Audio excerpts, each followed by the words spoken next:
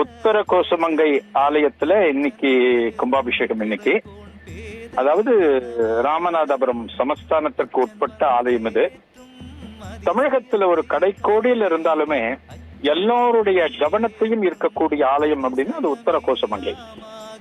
அதாவது நமது பாரத தேசம் மட்டுமல்லாமல் இந்த உலகத்திலேயே ஒரு சிறப்பான வழிபாட்டு தலம், ஒரு பித்ரு கடன்களை போக்கக்கூடியது அப்படின்னு ஒரு தலம் அப்படின்னா அது ராமேஸ்வரத்தை நம்ம சொல்லுவோம்.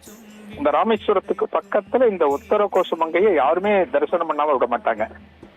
இங்க இருக்கக்கூடிய சிவபெருமானுக்கு உலகெங்கும் இருக்கக்கூடிய சிவனடியார்கள் அப்பப்ப இந்த திருத்தலத்திற்கு வந்து தேவாரம் திருவாசகம் பாடி அந்த பெருமான் அந்த அளவுக்கு குளிர்விப்பாங்க. இந்த கோவில்ங்கிறது கிட்டத்தட்ட கொஞ்சம் ஒதுங்கி இருக்கு, அதனால எல்லாருமே யோசிப்பாங்க அவ்வளவு தூரம் போகிறதுக்கு.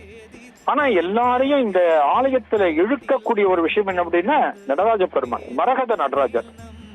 மரகதம் அப்படிங்கிறது ரொம்ப பவர்ஃபுல்லானது. இப்ப நம்ம சொல்றோம் இல்லையா, நவரத்தினங்கள் சொல்றோம் இல்லையா, அதுல ரொம்ப பவர்ஃபுல்லானது மரகதம். அது மரகத நடராஜருங்கிறது ரொம்ப விசேஷம் இந்த ஆலயத்துல. இந்த ஆலயத்துல நடராஜ பெருமானுக்கு வருடத்துல நடக்கக்கூடிய அபிஷேகங்கள் எல்லாமே ரொம்ப சிறப்பா நடக்கும்.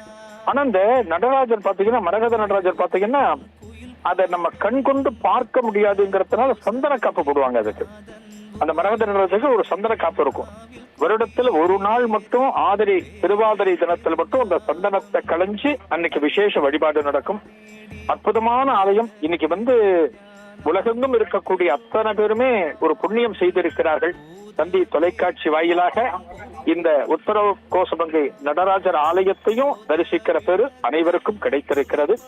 அனைவருக்கும் அந்த எல்லாம் வல்ல ஈசனின் அருள் கிடைக்க வேண்டும் என்று பிரார்த்தித்துக் கொள்கிறேன். நன்றி, வணக்கம். செய்திகளை உடனுக்குடன் தெரிந்து கொள்ள உடனே சப்ஸ்கிரைப் பண்ணுங்க.